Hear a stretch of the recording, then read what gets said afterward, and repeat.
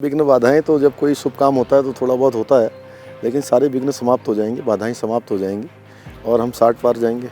और लोग यहाँ भारतीय जनता पार्टी की गवर्नमेंट चाहते हैं, ऐसी सरकार चाहते हैं जो विकास के काम शुरू हुए हैं वो आगे पहुँचे, आने वाले समय में हमारा राज्य आगे जाए। मैं आपको बताऊं कि उत्तराखंड का इतिहास ये था कि जिस पार्टी की सरकार होती थी उसके सांसद नहीं होते थे और जिसके सांसद जीतते थे वहाँ अगली बार सरकार नहीं होती थी। मैं कर्म करने पर विश्वास करता हूँ, ये मिथकों पर ध्यान नहीं देता हूँ। ये गांव बसा नहीं, पहले ही भिखारी पहले ही आ गए, वो हाल है कांग्रेस की। और हमने तो नारा दिया है अब की बार 60 पार।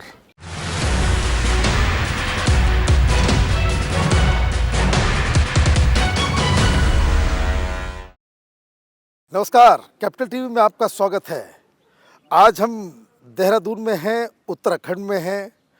फाइनल फेजेस और पूरी तैयारी उसकी हो चुकी है। 632 के आसपास उम्मीदवार हैं उत्तराखंड में। लेकिन सबसे बड़ा सवाल यही है कि क्या मुख्यमंत्री पुष्कर सिंह धामी वापस अपनी कुर्सी पे विराजमान होंगे या नहीं। वैसे तो कैंपेन में काफ़ी ज़्यादा वो बिजी हैं, लेकिन हम आपकी स्वागत करते हैं कि आपने समय निकाला और कैपिटल टीवी से आप बात करने के लिए तैयार हैं। धन्यवाद। मामला थोड़ा फंसा हुआ लग रहा है। नहीं, कोई फंसा नहीं है, एक तरफा है। हाँ, क्योंकि एक तो लग रहा था कि शुरू में कि बीजेपी लीड पे चल रही है, लेकिन अब जो सर्वेज आ रहे हैं वो थोड़ा सा टफ कंपटीशन बता रहे हैं। नहीं, सारे सर्वे बता रहे हैं, कोई सर्वे नहीं है। 10 सर्वे में से 8 सर्वे ने बताया है कि पूरा स्पष्ट बहुमत की सरकार बन रही है और बड़ी बहुमत की। और हमने तो नारा दिया है अब की बार 60 पार। तो ये जो 60 पार जो है, इसमें कुछ ऐसा नहीं लग रहा है कि बीजेपी के बहुत सारे जो पुराने लीडर्स जो थे और बागी जो थे वो कुछ विघ्न डाल रहे हैं? नहीं, विघ्न बाधाएं तो जब कोई शुभ काम होता है तो थोड़ा बहुत होता है, लेकिन सारे विघ्न समाप्त हो जाएंगे, बाधाएं समाप्त हो जाएंगी और हम 60 पार जाएंगे। अब ये बताइए कि क्या क्या आपको लग रहा है कि जो मेन आपके समर्थक नए जो जुड़े हैं आपके कार्यों से? नहीं, पूरे प्रदेश के अंदर एक उत्साह का वातावरण है और लोग यहाँ भारतीय जनता पार्टी की गवर्नमेंट चाहते हैं। यहाँ ऐसी सरकार चाहते हैं जो मोदी जी के साथ चले, ऐसी सरकार चाहते हैं जो विकास के काम शुरू हुए हैं वो आगे पहुँचे, आने वाले समय में हमारा राज्य आगे जाए, हर दृष्टि से हमारे राज्य का विकास हो।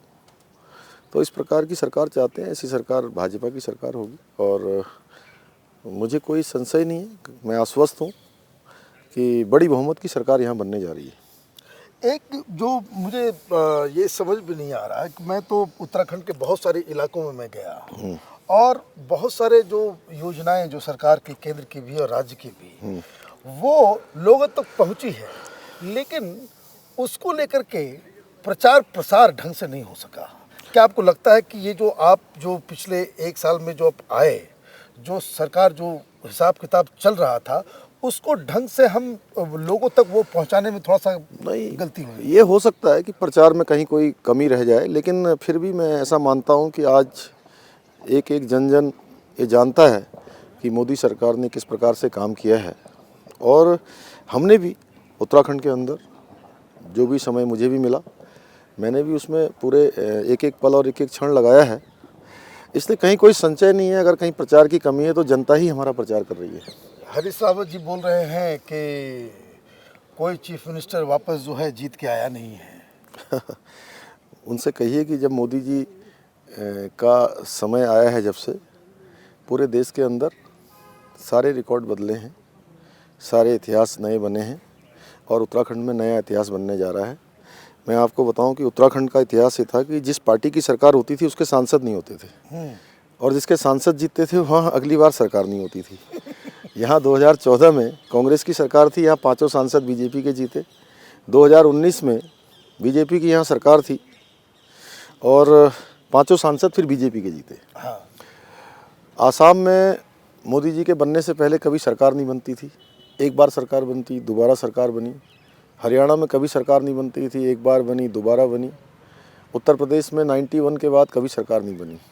2017 में प्रचंड बहुमत की सरकार उत्तर प्रदेश में योगी आदित्यनाथ जी के नेतृत्व में बनी है और 2022 में फिर से वहाँ प्रचंड बहुमत की सरकार बनने जा रही है और उत्तराखंड में भी सरकार बनने जा रही है। मैं यहाँ के अखबारों को देख रहा था कि वो बहुत सारे मिथक हैं कि भाई चीफ मिनिस्टर वो खटीमा को सीट को लेकर के भी है कि जो चीफ मिनिस्टर है कोई एजुकेशन मिनिस्टर है जो कभी नहीं जीतता, इस तरह की खबरें, मैंने मिथक बहुत सारे जुड़े हुए हैं उत्तराखंड मैं के। कर्म करने पर विश्वास करता हूँ, ये मिथकों पर ध्यान नहीं देता हूँ और हमने कर्म किया है और कहीं कोई ऐसी विश्वास नहीं। खटीमा की जहाँ तक बात है, आप खटीमा चूँकि मेरी कर्मभूमि रही है, मैं हरीश रावत जी की तरह कभी लाल कुआं का पैरासूट बन जाऊं, कभी हरिद्वार ग्रामीण का पैरासूट बन जाऊं, कभी किच्छा का पैरासूट बन जाऊं, कभी रामनगर में जाकर पैरासूट बन जाऊं, ये काम मेरा नहीं। मैं तो वहीं पैदा हुआ हूं, वहीं बड़ा हुआ हूं और वहाँ की जनता ने लगातार मुझे मौका दिया है, लगातार उन्होंने भेजा है और आज तो मैं मुख्य सेवक हूँ, तो मेरे क्षेत्र की जनता मुझे स्वयं ही चुनाव लड़ा रही है। अब एक चीज़ ये बताइए, कांग्रेस पार्टी अभी तक मुख्यमंत्री कौन होगा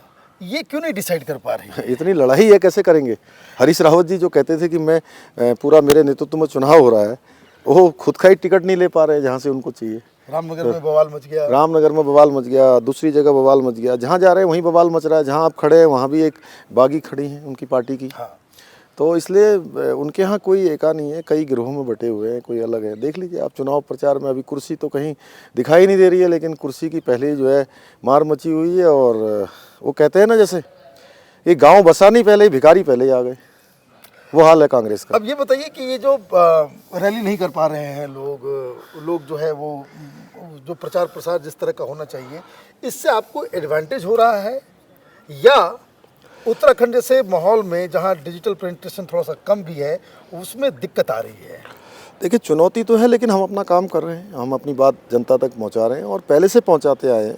मैं स्वयं जा रहा हूं, लोगों से जनसंपर्क कर रहा हूं, डोर टू डोर कर रहा हूं, 5 जगह 6 जगह 7 जगह, जितनी जगह हो सकता है। और हमारा लक्ष्य है कि मैं अगले 10 दिनों में पूरे उत्तराखंड के कोने कोने में दोबारा चला रहा हूँ, 3-3 बार चला जाऊँगा। और हमारे राष्ट्रीय नेता भी आएंगे, अन्य लोग भी आएंगे, अन्य सभी प्रचार में लगे हुए हैं।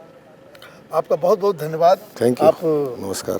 जो है 10 तारीख के बाद फिर हम आपसे बातचीत करेंगे और इसी जगह पे हमारी मुलाकात हो। बहुत धन्यवाद आपका।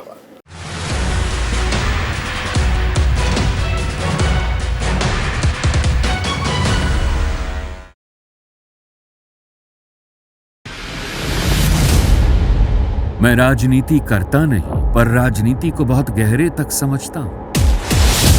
मैं लोगों के बीच रहता हूं, लोगों के मन को अच्छे से जानता हूं।